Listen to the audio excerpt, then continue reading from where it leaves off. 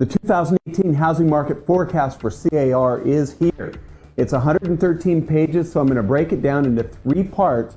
First, we're going to take a look at 2017, the economic conditions in California, and the proposed tax reform. Next, we're going to look at the housing trends, supply and affordability. Then we're going to finish with 2018's housing markets forecast in California. Now, the consumer confidence has definitely driven the economy, with the GDP at 3.1%, consumer spending at 3.3%, and the S&P at historic highs since 2005 at 2,456.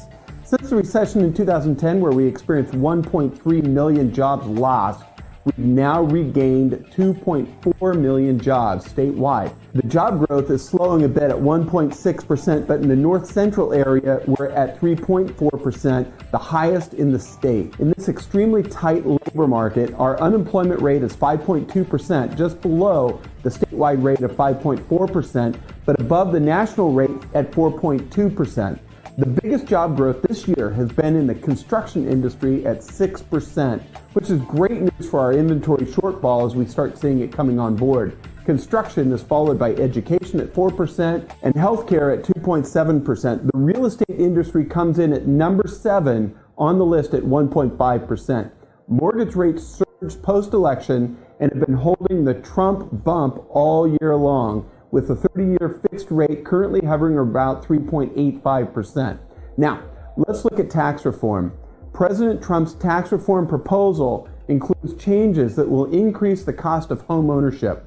48% of those surveyed expect housing prices to remain the same or flat, and 57% expect housing sales to actually go down.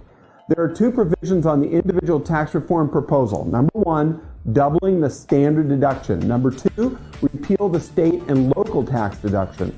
The proposed tax reform should lead to fewer sales transactions, as the tax incentives of being a homeowner vanish for many who want to purchase a property. Home sales would decline 3.4% if the proposed tax reform were to be implemented.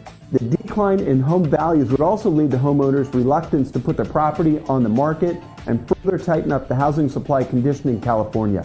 An estimated 1.5% would be lost in the first year after the implementation of the tax reform. The tax incentives for homeowners could be obliterated. First-time home buyers, $100,000 income, that would be a $437,000 home.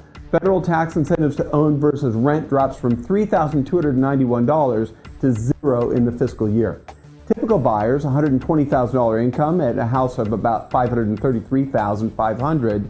The tax incentive drops from about $5,782 to about $362 in the first year.